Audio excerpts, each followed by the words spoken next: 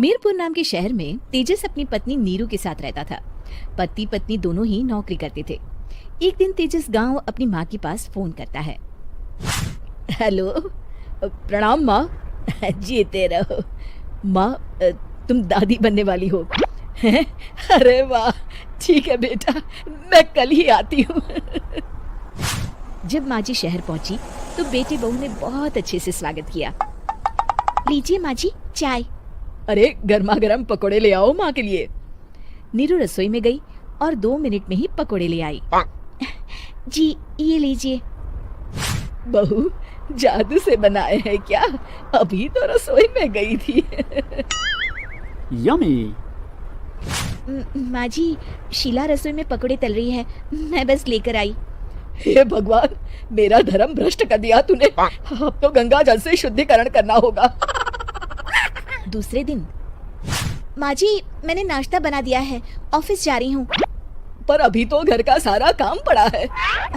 शीला आती ही होगी, झाड़ू पोछा बर्तन कपड़े वो सब कर लेगी। हमारे जमाने में घर का सारा काम हम ही करते थे। जी माँ जी, आप बहुत होशियार हैं, मैं घर ऑफिस दोनों नहीं संभाल पाती। तो जरूरत क्या है घर से बाहर जाकर चाकरी करने की? वैसे भी घर का काम खुद करने से घर में बरकत आती है, समझी? पर माँ जी। पर वर कुछ नहीं, इस महीने की पगार मिले फिर ऑफिस बंद है। हाँ।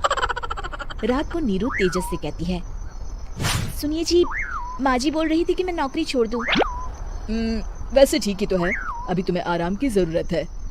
फिर भी आराम कहाँ, शीला को छुड़ाने के लिए बोल रही थी।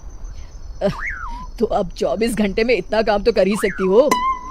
पर जॉब पसंद है मुझे, घर पर मन नहीं लगेगा।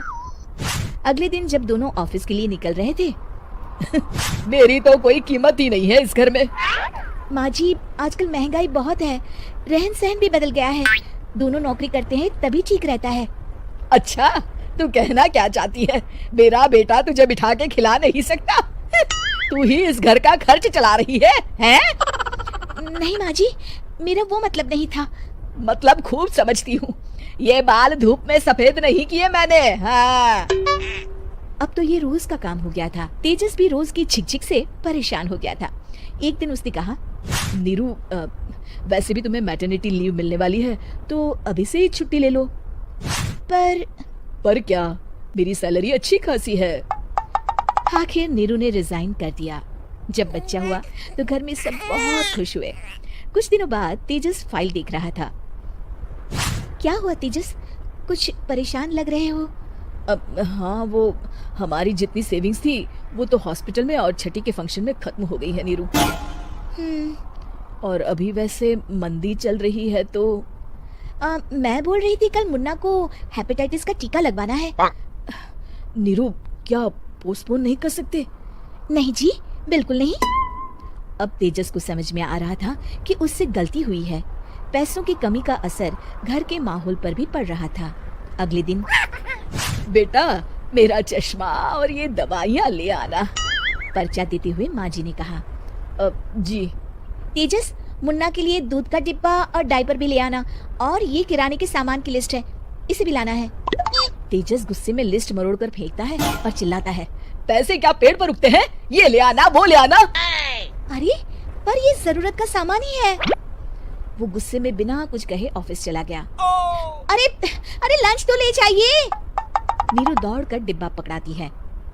एक दिन खाना खाने के बाद, नीरू, अब तो मुन्ना कुछ बड़ा हो गया, तो अब तुम वापस ज्वाइन कर लो ना जॉब।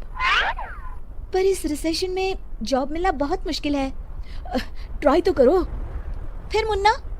माँ जी है ना, और एक फुल टाइम मेड भी लगा लेंगे। पर माँ जी, उन्हें तो पसंद नहीं। तभी माँ जी वहाँ आ जाती है और प्यार से नीरू के सर पर हाथ फेरते हुए बोलती है, अब मेरी समझ में आ गया बहू, पहले के और अब के समय में अंतर है।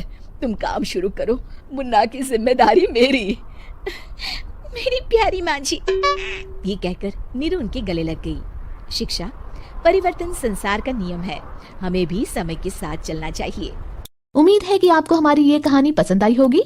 कृपया हमारे चैनल को सब्सक्राइब करें और सभी अपडेट्स के लिए बेल आइकन जरूर क्लिक करें। और हाँ, वीडियो लाइक और शेयर करना मत भूलिएगा।